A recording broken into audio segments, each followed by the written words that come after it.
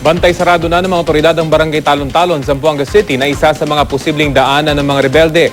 4 na hinihinalang membro ng MNLF ang nahuli roon. Balitang hatid ni Ivan Mayrina, exclusive. Patuloy na lumiliit ang ginagalawa ng mga rebelde dahil sa patuloy na opensiba ng militar.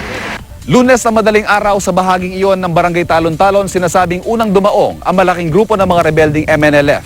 At mula dito sa ating kinatatayuan, natatanaw natin ang bahaging yun naman ng Santa Catalina na nasusunog, resulta ng bakbakan. At pinangangambahan ngayon ang mga papatakas sa rebelde, dito muli dumaan at humalo sa mga sibilyan.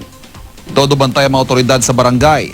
Ang lahat ng pumapasok, masusing iniinspeksyon. Ang iba, hinahanapan ng ID. Pati ang mga barangay tanod, armado. Dahil magkakakilala ang mga tao sa lugar at ang iba'y nasa mga evacuation center, agad silang naalerto kapag may dayo. 4 na hinihinalang MNLF ang nahuli ng mga otoridad. Ang isa sa kanila, umamin umanong rebelde ng isa ilalim sa interogasyon. Binabantay natin dito para hindi sila maka-retreat, no? Tapos meron tayong mga forces dyan sa kilos nila at saka the way they talk.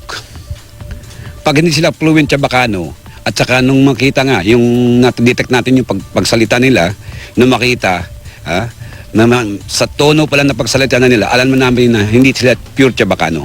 Ang mga residente, isang linggo ng tila nakahinto ang pamumuhay dahil sa gulo.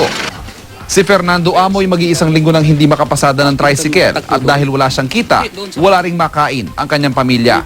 Takot kami kasi gutom pa, wala nang mapuntahan, walang may pira pa man kunti siguro pero wala mang mabili dito sa kalapit na bayan. Yun ang problema namin dito. Ang iba pang residente hindi maalis ang kaba para sa mga mahal sa buhay. 13 residente pa rin kasi ng barangay ang bihag ng mga rebelde at wala silang anumang balita sa kalagayan nila. Si Abigail Holatoria alalang-alala sa kanyang lolo Mariano na 76 na taong gulang na. Hindi ko na alam anong gagawin ko, sir. Kasi siya lang yung pamilya ko dito. Tsaka wala na po ako, lola. Siya na lang yung ano ko dito eh. Yung lakas ko. At hanggat hindi natatapos ang bakbakan, tanging pagdadasal ang kanilang inaasahan. Mula sa barangay Talon-Talon sa Zamboanga City, Ivan Mayrina, GMA News.